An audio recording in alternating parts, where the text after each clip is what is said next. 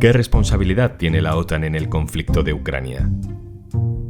¿Qué papel juega España en esa alianza militar? ¿Tiene capacidad Europa para ir por libre? Hoy en Un Tema al Día, la OTAN, parte 2. Un Tema al Día, con Juan Luis Sánchez. El podcast de eldiario.es. Una cosa antes de empezar. En Ucrania, en Etiopía, en Guatemala o en España. Oxfam Intermón trabaja para que todas las personas tengan derecho a progresar y no solo sobrevivir. Necesitamos tu apoyo. Entra en oxfamintermon.org.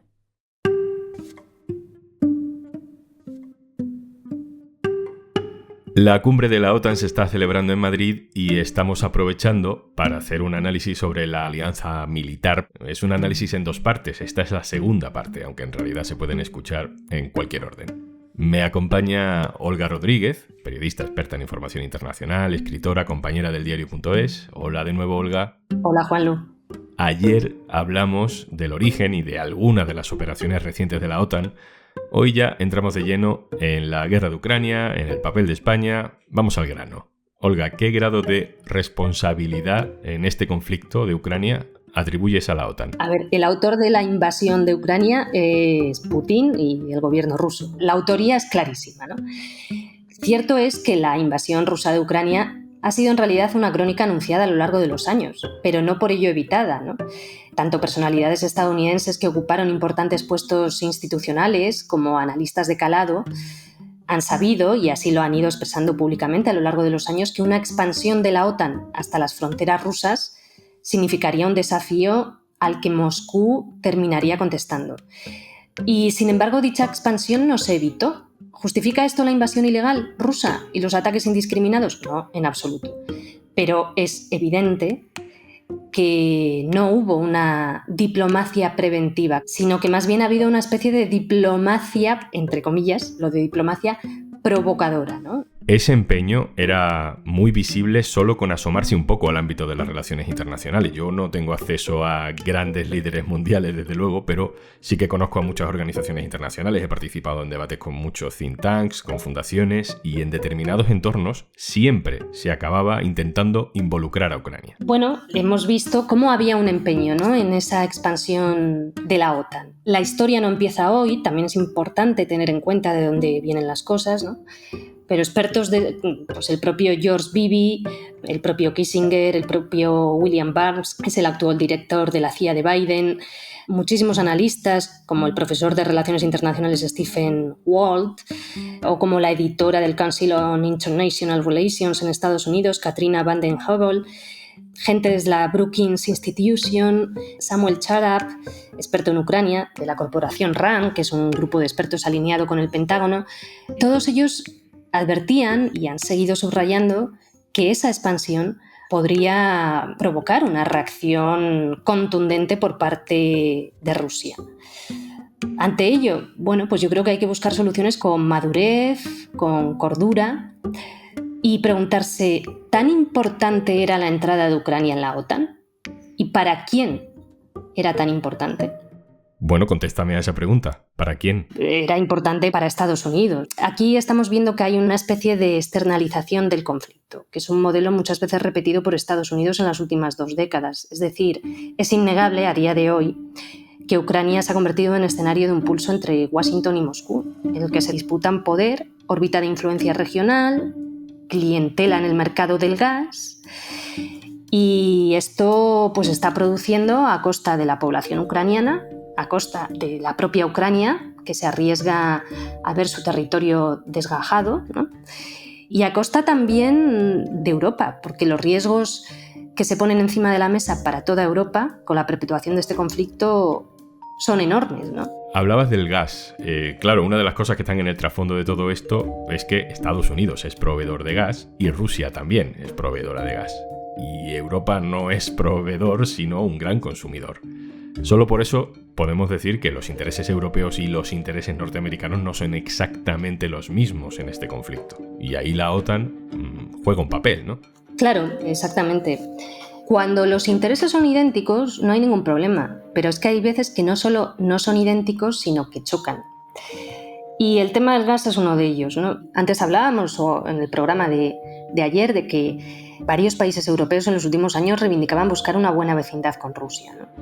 Pretendiendo evitar tensiones y al mismo tiempo buscando esas ventajas de la cercanía geográfica en busca, pues, por ejemplo, de beneficios económicos a través del mercado del gas, ¿no? Y de poder acceder a un gas más barato y más cercano.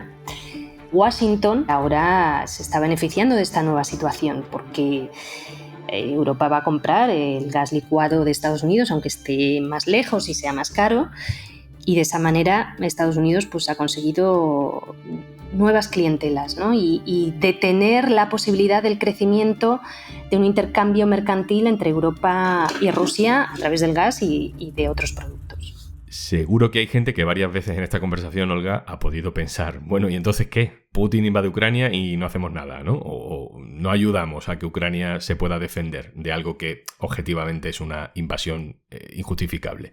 Le decimos a Putin que por favor diplomacia mientras él lanza bombas, le dejamos que invada el Donbass o que controle toda Ucrania para evitar un mal mayor, pero a costa del sufrimiento de los ucranianos. ¿Qué sensaciones te produce a ti esa reacción lógica, yo creo, de la gente cuando escucha algunos argumentos críticos sobre el papel de la OTAN en este conflicto? Bueno, la guerra de Ucrania no ha empezado ahora, empezó en 2014. Desde 2014 hasta ahora han pasado muchas cosas, ¿no? Ha habido más de 10.000 muertos en el Donbass y ataques a la población civil también por parte del gobierno ucraniano. Creo que sería deshonesto no tener esto en cuenta y no decirlo. No, nadie está diciendo que se le deje a Putin hacer y bombardear. Creo que hay que tener en cuenta, para la próxima al menos, ¿no?, que la historia no empieza hoy y que podría haberse evitado esta invasión. Y a partir de ahora lo que habría que hacer, desde el día 1, se tendría que haber intentado una diplomacia activa real para detener la guerra. Eso no ha ocurrido, porque eso solo va a ocurrir cuando Estados Unidos se involucre. Creo que tampoco ha ayudado que personas que en Europa ostentan cargos diplomáticos, como puede ser Josep Borrell, sostengan una y otra vez que la única vía es el campo de batalla.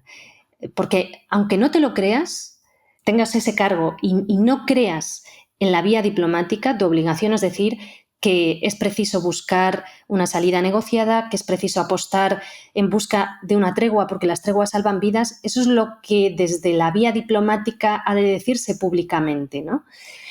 Creo que todavía no hemos llegado al momento de una apuesta real por una salida negociada, porque en Washington en estos momentos hay un interés en la perpetuación de la guerra, con la voluntad de desgastar a Rusia a costa de la propia Ucrania y con la voluntad incluso de tumbar a Putin, que eso puede sonar estupendo, pero el problema es que el precio para hacer eso puede ser demasiado alto. Ojo, no solo para Ucrania y los ucranianos, sino también para toda Europa.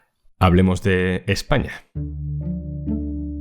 Si el pueblo español decide que el interés nacional no se defiende mejor estando en la alianza como estamos, sino saliendo de la alianza, si eso es lo que decide la mayoría del pueblo español, yo seré consecuente y como jefe de gobierno actuaré en orden a la decisión del pueblo. Sabemos que estar en la OTAN era un tren que la España de los años 80 no quiso perder. Pero Olga, ¿qué implica a día de hoy para un país como España formar parte de esta alianza militar? Bueno, implica en estos momentos que se tiene que comprometer a un mayor gasto militar porque es lo que Washington lleva tiempo exigiendo y ahora pues con la nueva realidad, con la invasión rusa de Ucrania, por fin Estados Unidos ha logrado impulsar esa demanda y hacerla real, ¿no?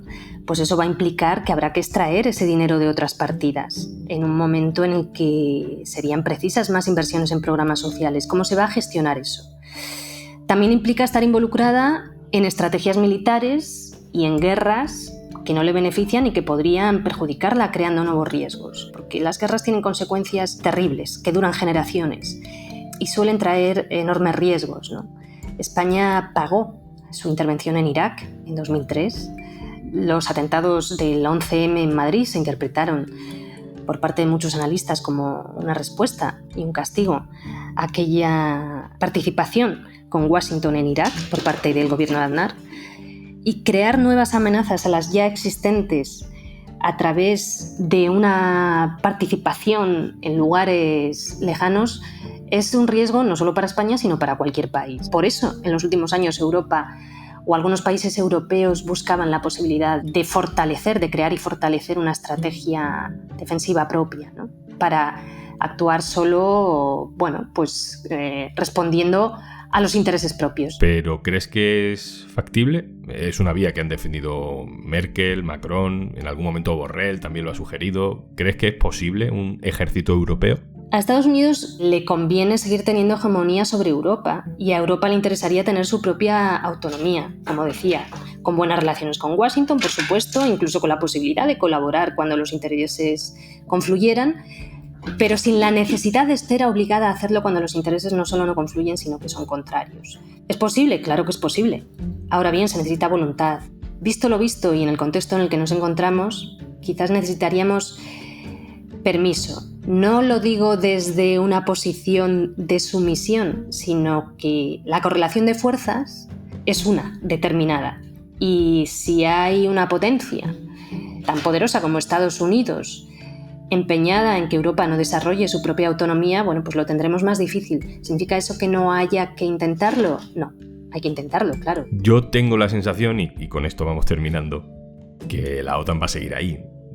Para mí la pregunta más útil es si no hay otras maneras de gobernar el mundo que no sean solo las alianzas militares. Es decir, a día de hoy, la ONU, la OMS, son organizaciones absolutamente ninguneadas, sin capacidad ejecutiva ninguna, y sin embargo la OTAN sí es una organización internacional con capacidad de tomar decisiones muy trascendentes.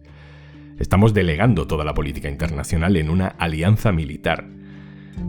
Eso no se puede hacer de otra manera. Claro que hay otra manera y sería muy pertinente, y además se habla de ello una y otra vez, pero luego no se actúa, reforzar para otorgar más capacidad de acción a otras organizaciones internacionales, como pueden ser Naciones Unidas, como puede ser la OMS, como pueden ser otras muchas, ¿no?